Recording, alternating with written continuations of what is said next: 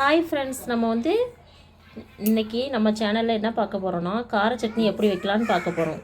நம்ம இந்த கார சட்னி எப்படி வைக்கலான்னு வீடியோக்குள்ளே போய் பார்க்கலாம். வாங்க வீடியோக்குள்ளே போகலாம். ஓகே ஃப்ரெண்ட்ஸ், இப்போ நம்ம கார சட்னி வைக்கிறதுக்கு தேவையான பொருட்களை பார்த்துடலாமா? ஃபஸ்ட்டு சின்ன வெங்காயம் கட் பண்ணி வச்சுருக்கேன். ஒரு 10 வெங்காயத்துக்கிட்ட எடுத்திருக்கேன். அப்புறம் மீடியம் சைஸ் தக்காளி 2 எடுத்திருக்கேன். ஆயில் எடுத்திருக்கேன். அப்புறம் கடலைப்பருப்பு, வரமிளகா, அப்புறம் உளுந்தம்பருப்பு, முழு உளுந்து எடுத்திருக்கேன். பூண்டு, கருவேப்பிலை. இவ்வளோதான் ஃப்ரெண்ட்ஸ் நம்மளுக்கு கார சட்னி வைக்க தேவையான பொருட்கள். இப்போ அடுத்து நம்ம கார சட்னி எப்படி வைக்கலாங்கிறத வாங்க வீடியோக்குள்ளே போய் பார்க்கலாம். ஓகே ஃப்ரெண்ட்ஸ், நம்ம இப்போ கார சட்னி எப்படி வைக்கலான்னு பார்க்கலாம். ஃபஸ்ட்டு அடுப்பில் பேன் வச்சாச்சு. அடுத்ததாக நம்ம ஆயில் ஊற்றிக்கலாம். தேவையான அளவு ஆயில்.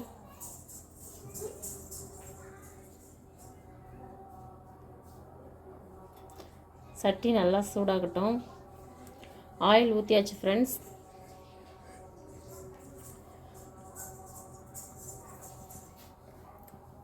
அதுக்கப்புறமா நம்ம ஃபஸ்ட்டு என்ன சேர்க்க போகிறோன்னா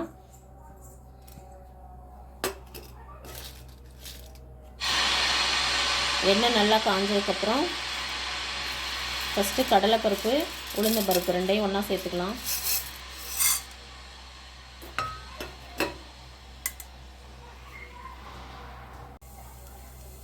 இப்போ கடலைப்பருப்பும் உளுந்தம்பருப்பும் நல்லா பொரிஞ்சு வந்ததுக்கப்புறம்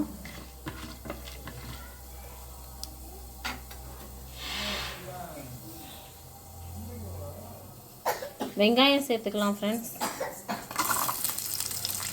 நம்ம சின்ன சின்னதாக கட் பண்ணி வச்சுருந்தோம்ல சின்ன வெங்காயம், மோஸ்ட்லி சின்ன வெங்காயம் சேர்க்குற மாதிரி பாருங்கள். பெரிய வெங்காயம் சேர்க்கலாம், இருந்தாலும் சின்ன வெங்காயம் டேஸ்ட் நல்லாயிருக்கும்.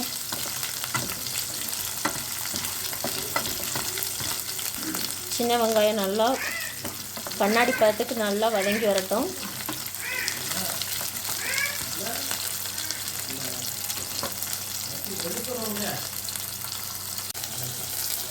வெங்காயம் இந்த அளவுக்கு நல்லா வதங்கட்டும்.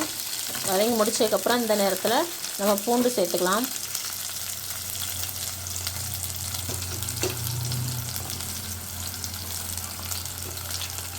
பூண்டு பெரிய பல்லு நான் 3 பல்லு எடுத்திருக்கேன். அதை 2 கட் பண்ணி வச்சுருக்கேன். அதை போட்டுக்கிறேன்.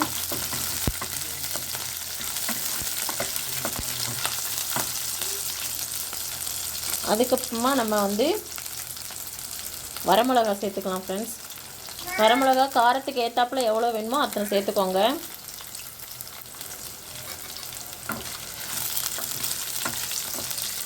கார சட்னிக்கு வரமிளகா ரொம்ப முக்கியம் ஃப்ரெண்ட்ஸ். ஏன்னா கார சட்னிங்கிறதுனால காரத்துக்கு நம்ம எந்த அளவுக்கு காரம் சேர்க்கணுமோ அந்தளவுக்கு அதிகமாகவே சேர்த்துக்கோங்க.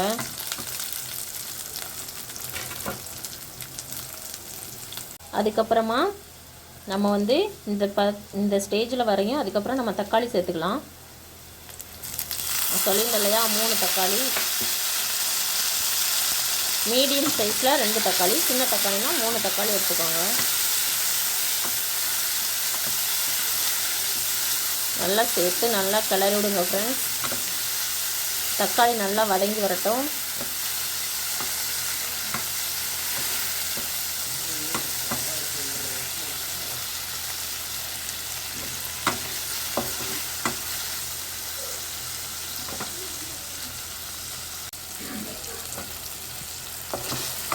தக்காளி நல்லா வதங்கிருச்சு ஃப்ரெண்ட்ஸ். இப்போ லாஸ்ட்டாக கருவேப்பிலை நம்ம சேர்க்கணும்.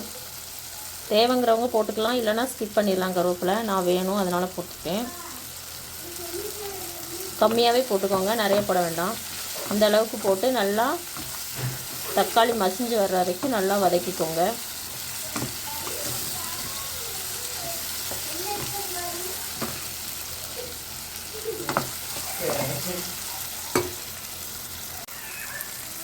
அவ்வளோதான் ஃப்ரெண்ட்ஸ், நல்லா வதங்கிருச்சு. இப்போ நம்ம எல்லாத்துக்கும் லாஸ்ட்டாக என்ன செய்யணும், தேவையான அளவு உப்பு சேர்த்துக்கணும்.